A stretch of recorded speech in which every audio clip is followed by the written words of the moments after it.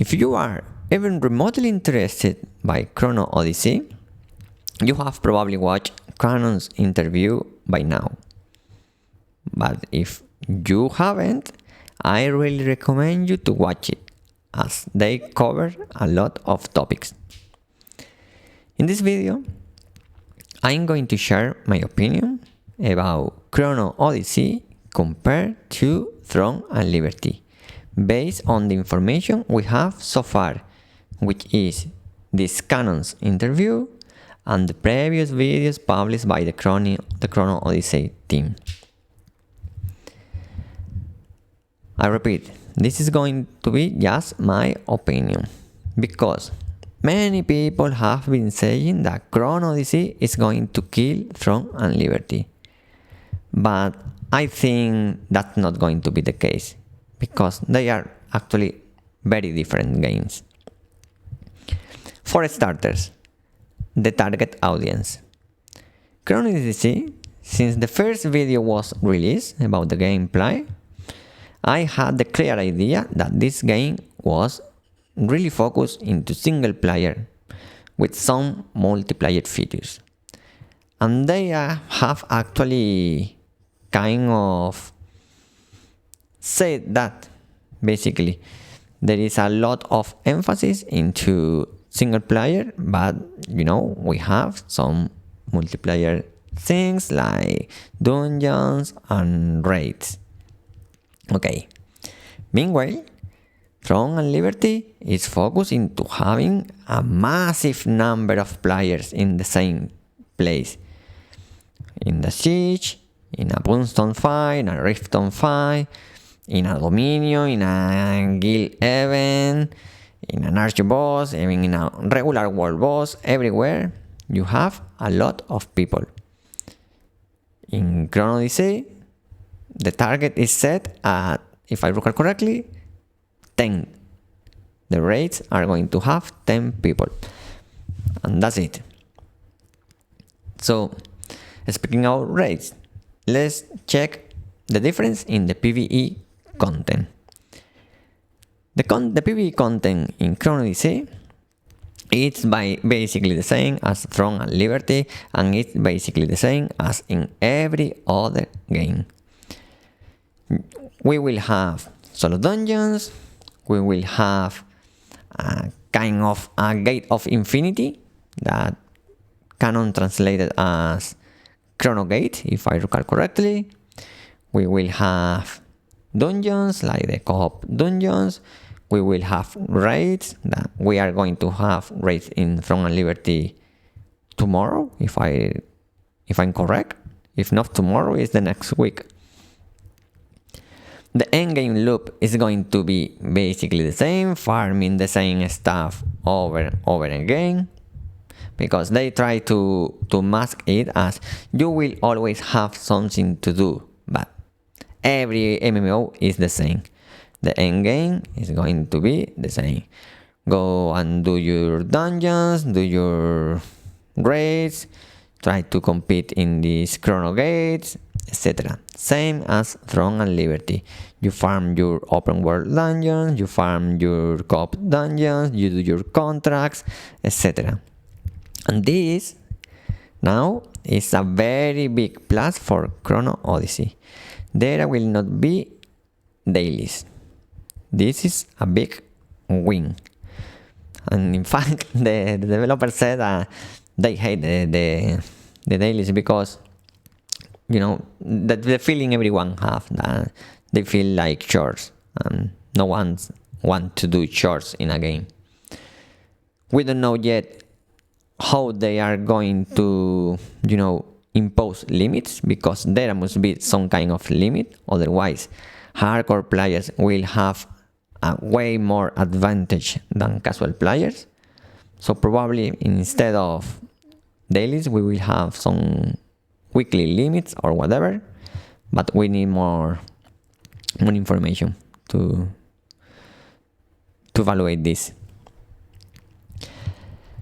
Jumping to the PvP content, this is like day and night. the PvP content in Chrono Odyssey is going to be focused into 3 areas, let's say.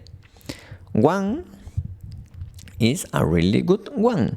It seems there will be a flag that if you enable that in your character, you can participate in open world PvP. And by open world PvP, I understand something like Lineage 2 war, no war system, to the Lineage 2 system basically, that you can attack whoever has that flag enabled, no matter where you are. Of course, not in these zones, but in any other, open world area, you can attack them. This is cool, right? Well, we will see how many people enable that, because we all know how this works. Everyone wants PvP, but when you have the choice to either be a PvP focused character or PvE, the most majority always use PvE. In fact, in this interview, he said that only like a 5% of the players are interested in PvP. All the others are just interested in PvE. So this is a win, but not really a big win, because it depends on the players. Then there will be like a PvP area where you can just teleport and do your fights. One important thing here is that in theory you can ignore this area. You will not get any benefit from participating in this content. You just have PvP, that's it. That's what he said.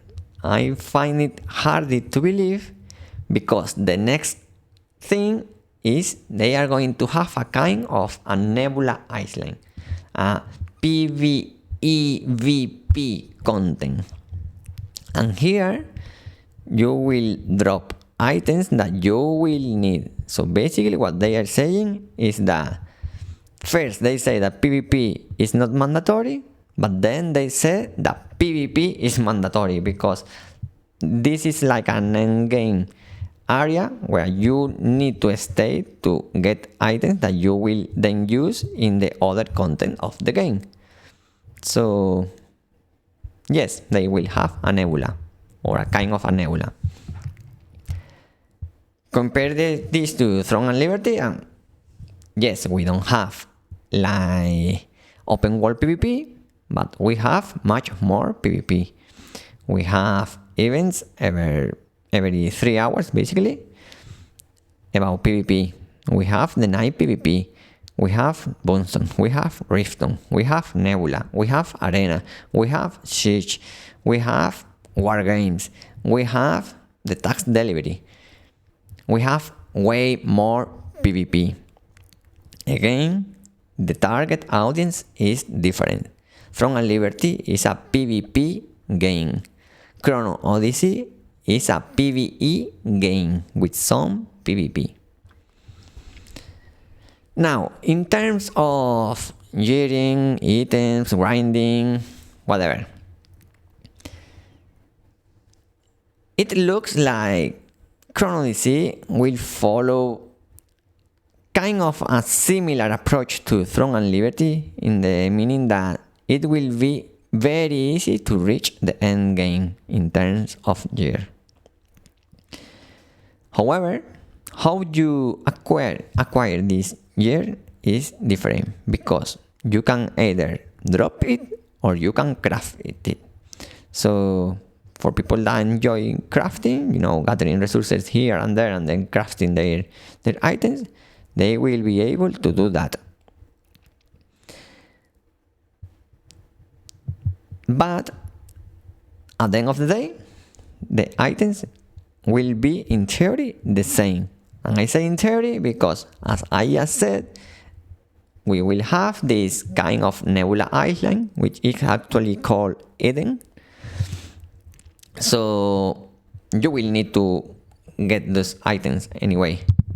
There will not be items like archboss weapons, and I will say that not even world boss weapons, because he said that by the end everyone should be at the same level, meaning at the same level of equipment. No, there is not going to be like I win because I have better items.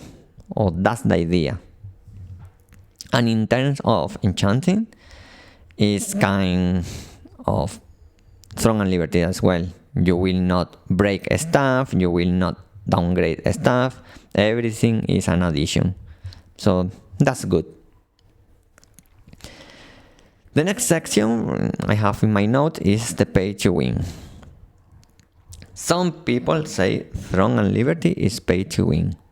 I have always said, for me, it's not pay to win. Pay to win for me is when you cannot get something unless you pay. And that's not the case in Throne and Liberty. In Throne and Liberty, you get everything just by playing. And by selling stuff, you actually use the premium currency. So it doesn't make sense to call this game pay to win. Sure, if you want to get ahead of everyone and then complain because you don't have anything more to do, go ahead and swipe and buy everything day 1, 2, or 3. But that's it. You lose money, you have your ego boost for a while, and then you are bored. Meanwhile, the most majority of the players just enjoy the game. So for me, Throne and Liberty is not pay to win at all. In fact, I have only bought 2 things, if I recall correctly. The second battle pass, not the first one, because I started playing when the first battle pass was ending and I didn't even know if I was liking the game or not. So I bought the second battle pass and a skin. That's all I have bought in this game. Everything else related to items, to gearing, is all just by playing the game. In Chrono Odyssey, they said it's not going to be pay to win. The monetization is based about, costumes, skins, etc. But he also said that there will be a battle pass. So let's see what does this battle pass have. Because something Canon mentioned in the interview is like there are some resources that are like mandatory to get, but in the beta it was already there was already some scarcity, and if now there will be thousands of players, that will be even harder to obtain them. And they say that those resources will be available because, well, the world will be bigger by the launch date. But as you know, as everyone knows, MMOs always have a starting zone, and you progress until you reach the end game.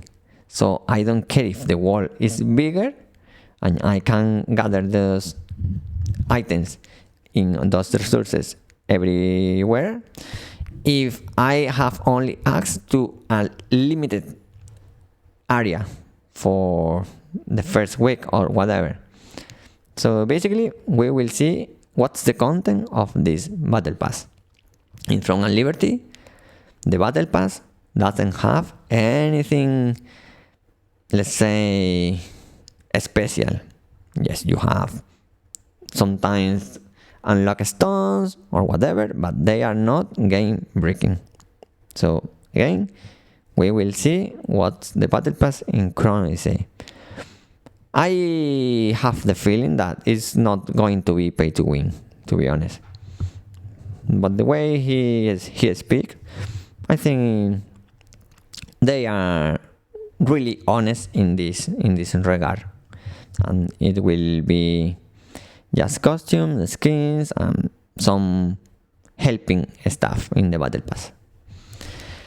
And finally, the last point is a very good one, a very good big win for global, and is that they are going to release the game and they are going to release updates both in global and Korea at the same time. We are all used to Korean games releasing stuff in Korea weeks or even months later in global. This is not going to happen with this game. So this is a very big win. And that's it for this review. This is my opinion. I think that both games will coexist because no one is better than the other. They are different at all. It's like back in the day when people tried to compare World of Warcraft to Lineage 2. They were different games at all. That's why World of Warcraft has had their population and Lineage 2 had its population. So I think it's the same here. So we will see how this turns out. I'm looking forward for the release of the game to try it, but that doesn't mean I will stop playing Throne and Liberty right away, because as I said, for me both games can coexist. Thanks for watching this video. See you on the next one.